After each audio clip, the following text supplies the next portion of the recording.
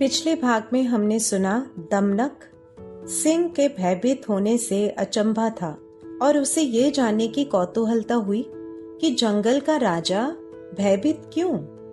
इस बात पर कर्टक ने उसे सावधान किया।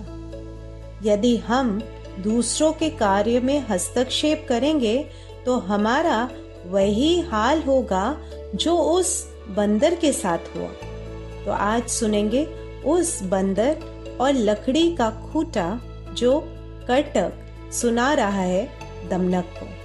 पहले हम पंचतंत्र की इस रोचक कहानी बंदर और लकड़ी का खूंटा को सुनेंगे और फिर जानेंगे क्या है इस कहानी का मॉरल, और फिर जानेंगे इस कहानी का जीवन और मैनेजमेंट दृष्टिकोण यानी लाइफ एंड मैनेजमेंट लेसन्स, और फिर कुछ कार्य आपके लिए प्रैक्टिकल सेल्फ डेवलपमेंट एक्सरसाइज।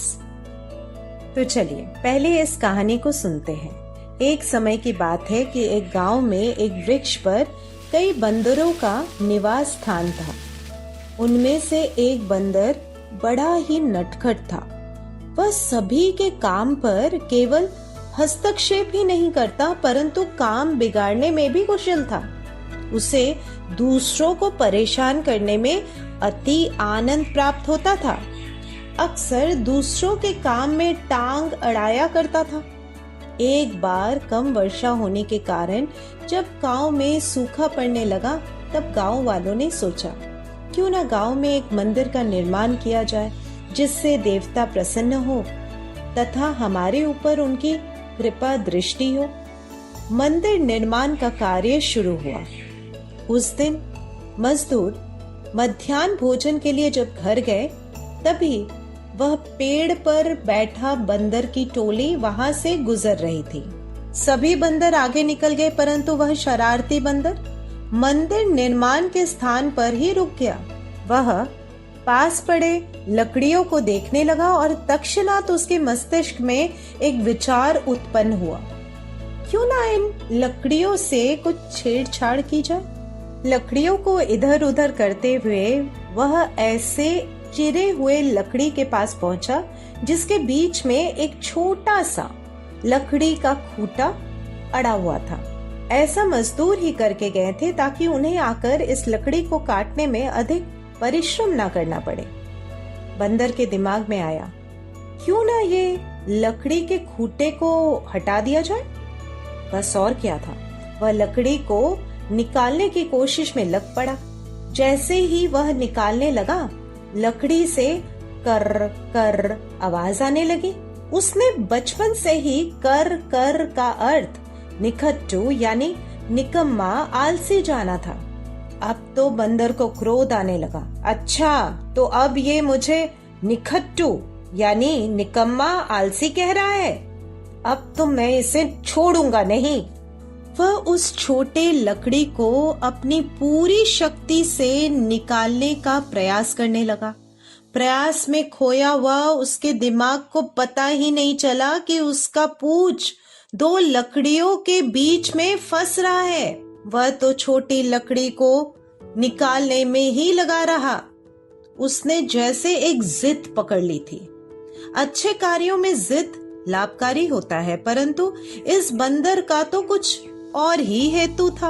अंततोगत्वा वह छोटी लकड़ी को निकालने में सफल तो हुआ परंतु अपनी पूंछ को खोकर दर्द से चीखता हुआ वह वहां से भाग गया। जैसा कि मैंने आपको बताया ये कहानी कर्टक नाम का गीदड़ सुना रहा है एक दूसरे गीदड़ को जिसका नाम है दमनक। ये कहानी तब सुना रहा है जब उनका राजा सिंह संजीवक नामक बैल के हुंकार से डर गया था।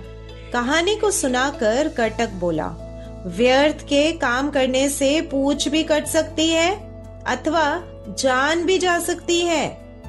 राजा क्यों डरा हुआ है, किससे डर रहा है अथवा डरा है भी या नहीं, इससे हमें क्या लेना देना। दमनक के विचार कर्टक से भिन्न थे। उसने कहा हमें केवल अपने लिए नहीं जीना चाहिए। सार्थक जीवन तो वह होता है जिससे अनेक लोगों का भी जीवन चलता हो। इसमें एक और बात है, शक्ति होते हुए भी यदि कोई उस शक्ति का उपयोग नहीं करता और उसे नष्ट होने देता है, उसे तो अंत में अपमानित ही होना पड़ता है। कर्टक दमनक की बातों से एक मत नहीं था। उसने कहा, हम दोनों ही मंत्री पद खो चुके हैं, तो फिर इस स्थिति में राजा से कुछ कहने का अर्थ होगा अपना ही हंसी उड़ाना। हमें वही कुछ कहना चाहिए जहाँ किसी का कुछ लाभ हो। जहाँ कर्टक लाभ के विषय में सोच रहा था, वहीं दमनक उचित तथा अनुचित का विश्लेषण कर रहा था। उसने अपना तर्क प्रस्तुत किया। यदि हम राजा से दूर रहें तो जितना भी अवशिष्ट सम्मान है वो भी खो देंगे। जो भी राजा के समीप रहता वही राजा के दृष्टि में रहता, और राजा के समीप रहने के कारण वह असाधारण हो जाता है। कर्टक तथा दमनक दोनों की स्थिति एक ही थी, अर्थात दोनों ही गीदड़ थे और दोनों ही मंत्री पद से निष्कासित थे। परंतु कर्टक की सोच थी कि यह स्थिति अपरिवर्तनीय है, अनचेंजेबल है, और दमनक के अनुसार अवसर पुनः प्राप्त किया जा सकता है। हमारी सोच जैसी होती है, हमारा कर्म भी उसी सोच का अनुसरण करता है। कर्टक ने पूछा, तुम क्या जानना तथा क्या करना चाहते हो? दमनक ने उत्तर दिया, हमारा राजा पिंगलक डरा हुआ है तथा उसके सहचर भी भयभीत हैं। मैं सर्वप्रथम राजा के भय का कारण जानना चाहता हूँ। उसके पश्चात मैं सोचूंगा मुझे आगे क्या करना चाहिए जिससे उनका भय दूर हो। कर्टक ने पूछा, तुम्हें कैसे पता कि राजा डरे हुए हैं?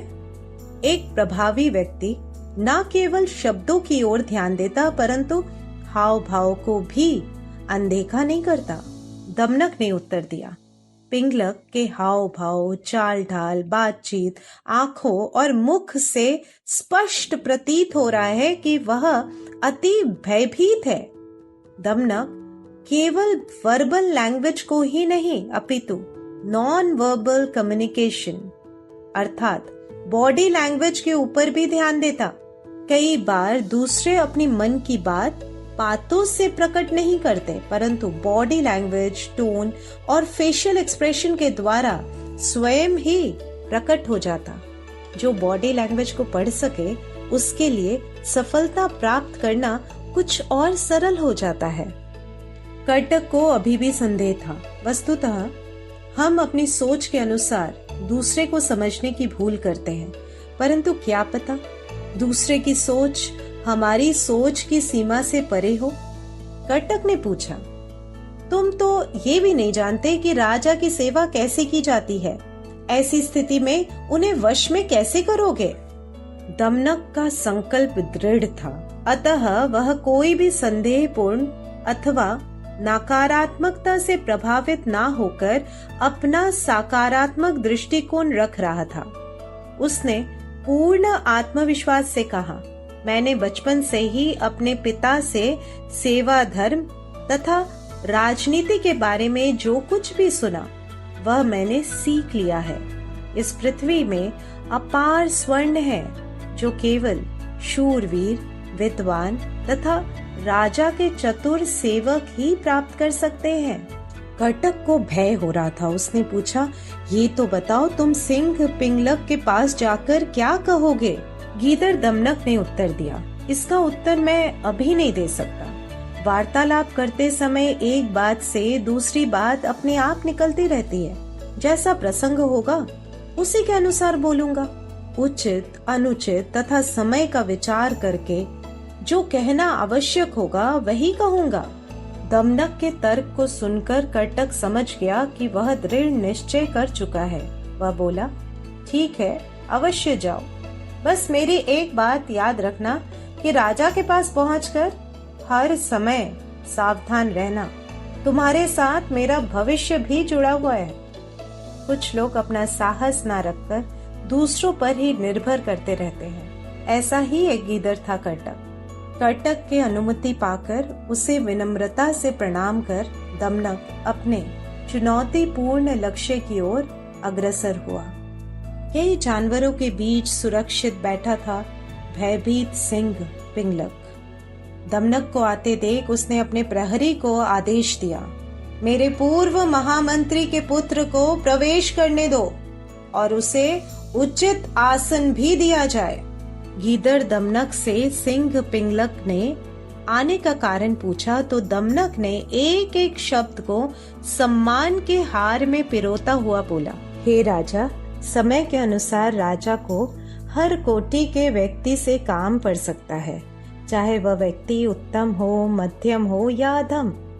हम लोग तो महाराज के सदैव सेवक रहते आए हैं। मेरा दुर्भाग्य अवश्य है कि मुझे मेरा पद नहीं प्राप्त हुआ, परंतु मैं आपकी सेवा छोड़कर कहीं नहीं जा सकता। मैं छोटा और असमर्थ हो सकता हूँ, किंतु कोई ऐसा भी अवसर आ सकता है जब महाराज को मेरी सेवा लेने का विचार आए। पिंगलक इस समय अस्थिर था, अतः वह दमनक को निर्भीक होकर अपनी बात रखने के लिए बोला। दमनक ने सोचा सबके समक्ष राजा के भय के बारे में बात करना ठीक नहीं होगा, अतः उसने एकांत का अनुरोध किया। कई बार हम किसके सामने कौन सी बात कह रहे हैं इसका ध्यान देना अति आवश्यक है। सभी जीव जंतु जब वहां से दूर चले गए, दमनक ने पूछा, स्वामी, आप तो यमुना तट पर पानी पीने गए थे, परंतु प्यासे ही लौट आए और चिंतित भी प्रतीत हो रहे हैं, ऐसा क्यों? सिंह को लगा प्रायशः दमनक अपनी बुद्धि से कुछ लाभप्रद उपाय ही बताएगा। इसी आशा से उसने अपने दिल की बात दमनक को खुलकर बताया। उसने बोला, क्या तुम्हें वह गर्जना सुनाई नहीं दे रही है?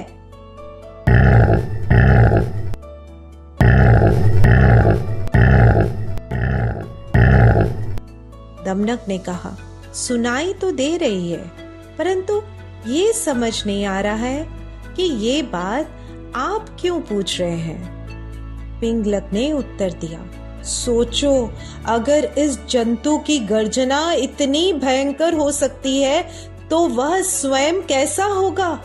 कितना विकट जंतु होगा वह। मैं तो जंगल छोड़कर कहीं और जाने का विचार कर रहा हूँ। पिंगलक को सुनकर दमनक ने कहा, परंतु केवल गर्जना सुनकर भय के मारे अपना राज्य छोड़ देना उचित होगा क्या महाराज? अपने पुरखों का स्थान छोड़ने से पहले पता तो करना चाहिए कि ध्वनि का कारण क्या है, नहीं तो गोमायु सियार की तरह ही हो जाएगा जो बिना किसी बात के डरा हुआ था। बाद में पता चला ढोल में तो पोल ही पोल है। पिंगलक को गोमायु की कहानी सुनने की इच्छा हुई तो दमनक ने सुनाना प्रारंभ किया सियार की कहानी, जिसका नाम था सियार और ढोल। इस कहानी को हम अगले भाग में सुनेंगे। अब जानते हैं क्या है इस पंचतंत्र की कहानी, बंदर और लकड़ी का खूंटा का मॉरल ये है, बिना सोच विचार के किए गए कार्य का परिणाम अत्यंत दर्दनाक होता है, जैसा कि उस बंदर के साथ हुआ। Action without proper thinking leads to undesirable, damaging consequence. Life and management lessons. बंदर और लकड़ी का खूंटा कहानी से 3 मैनेजमेंट लेसन्स और लाइफ लेसन्स जानेंगे, जो कोई भी अपने जीवन में अभ्यास कर सकते हैं, चाहे आप एक स्टूडेंट है, पेरेंट है, टीचर है, गृहिणी है, कॉर्पोरेट में काम करते हैं या कहीं भी। ये 3 लेसन्स आपके लाइफ में एक महत्वपूर्ण योगदान दे सकती है। First, skill analysis. कोई भी कार्य यदि हम बिना सोचे समझे करना प्रारंभ करें तो उसका विपरीत परिणाम आ सकता है, जैसा कि उस बंदर को मिला।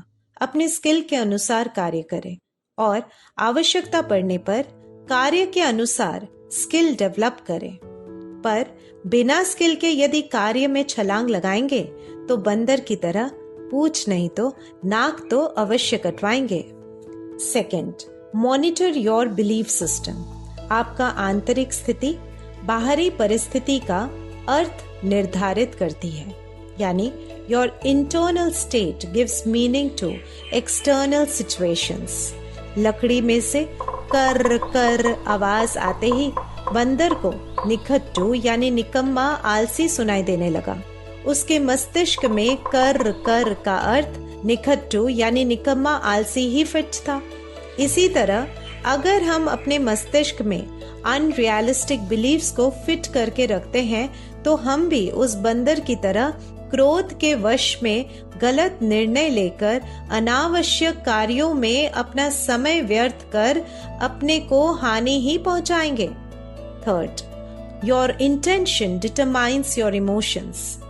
यदि किसी कार्य का प्रारंभ क्रोध या दूसरों को क्षति पहुंचाने के मनोभाव से हो, उसका अंत अवश्य पश्चाताप यानी रिग्रेट से ही होता है। बंदर किसी अच्छे कार्य में एंगेज होने के बजाय दूसरों को क्षति पहुंचाने में अधिक आनंद प्राप्त करता था। उसका परिणाम क्या हुआ? पूंछ का कट जाना तथा इस कारण उसे दर्द का भी सामना करना पड़ा।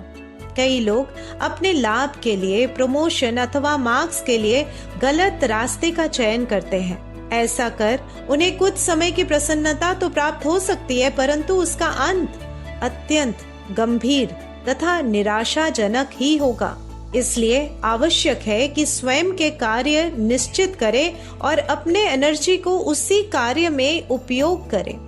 कहानी के बाद कर्टक, दमनक और पिंगलक के संवादों से हमें क्या मैनेजमेंट लेसन्स मिलते हैं वो भी जानते हैं। First, monitor your belief system. Damanak और कर्टक दोनों ही मंत्री पद में नियुक्त नहीं हो पाए थे, परंतु कर्टक जहां निराशावादी बन चुका था वहीं दमनक उत्साह से परिपूर्ण था।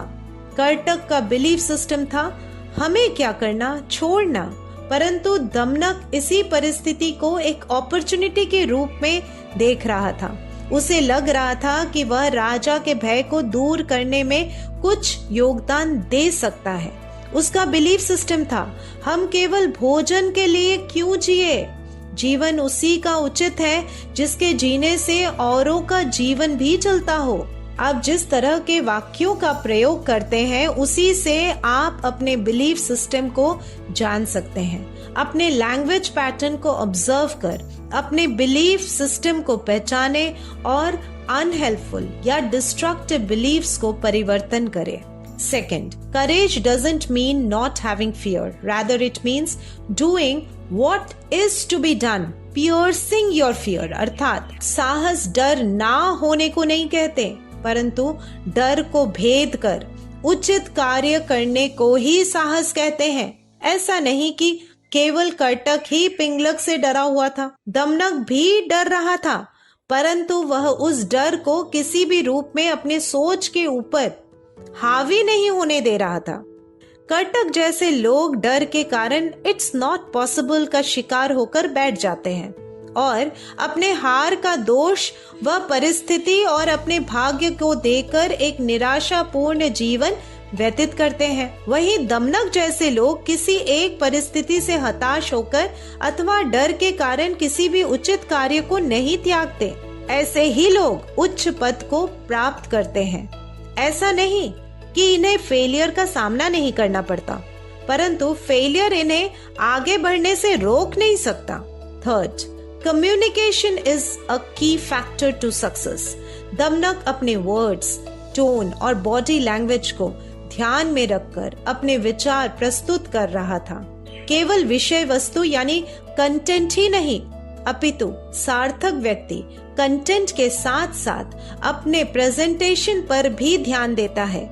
हमें ये प्रयास करनी चाहिए कि हम जो भी बोले वह केवल किसी के कानों तक ही नहीं परंतु उसके हृदय को भी स्पर्श करे।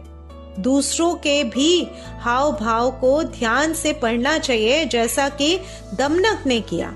इससे हम अपॉर्चुनिटी को पहचान पाएंगे तथा सही समय पर अपनी बात को रख पाएंगे। यह अवश्य ध्यान देने वाली बात है कि लोग केवल शब्दों से ही नहीं अपितु अपने स्वर यानी टोन और हाव भाव यानी बॉडी लैंग्वेज से भी बोलते हैं। अगर आप केवल शब्दों को सुनेंगे तो केवल आधी बात ही ग्रहण कर पाएंगे। अब आपके लिए प्रैक्टिकल एक्सरसाइज, जिसे आप रेगुलर प्रैक्टिस कर अपने आप को और पीसफुल और पावरफुल महसूस करेंगे। Identify your helpful and unhelpful belief system. आपका बिलीफ सिस्टम आपके पायलट के रूप में काम करता है। आपका बिलीफ जिस दिशा में जाता है, आपका पायलट भी आपको उसी दिशा में ले जाता है। हेल्पफुल बिलीफ्स आपको सक्सेस की ओर और अनहेल्पफुल बिलीफ्स फेलियर के खाई की ओर ले जाता है। आज से अपने बिलीव्स को आइडेंटिफाई करने का प्रयास करें। कैसे? अपने लैंग्वेज पैटर्न और अपने फीलिंग्स को मॉनिटर कर। अगर आपको दुख हो रहा है तो उससे लिंक्ड कोई ना कोई लैंग्वेज आपके दिमाग में अवश्य चल रहा होगा। उसे सुनने की कोशिश कीजिए, जैसे मेरा तो इस दुनिया में कोई भी नहीं है। अब इस लैंग्वेज पैटर्न जो आपके दिमाग में चलकर आपके मन तक उतरकर दुख उत्पन्न कर रहा है, उसे चैलेंज करें। जैसे, क्या ऐसे ही मैं बड़ा हो गया? कई लोग मेरे बड़े होने में सहायक है। अपने आसपास या दूर उन लोगों को याद करें जिन्होंने आपकी किसी न किसी रूप में सहायता की। उस बचपन के दोस्त को भी ना भूले जिसने आपको आपके होमवर्क में हेल्प किया था। प्रति क्षण कोई ना कोई आपको किसी न किसी रूप में मदद अवश्य कर रहा है। फिर ये बिलीव कैसा कि मेरा इस दुनिया में कोई भी नहीं? इस तरह से एक एक कर अपने फीलिंग्स और लैंग्वेज पैटर्न को पहचानते जाएं और उन्हें चैलेंज कर समस्त अनहेल्पफुल बिलीफ से खुद को मुक्त करें। और हाँ, पूरे दिन आप जो भी बोल रहे हैं, कुछ दिन तक उन्हें भी ऑब्जर्व करें। क्या उनमें से अधिकतर वाक्य पॉजिटिव दिशा की ओर जा रहे हैं अथवा नेगेटिव दिशा की ओर? जहां आप ऑब्जर्व कर लेंगे, उन्हें नियंत्रण करना, उन पर लगाम लगाना, उन्हें चैलेंज करना आप स्वयं ही कर पाएंगे। आगे मिलते हैं सियार और ढोल कहानी के सफर में।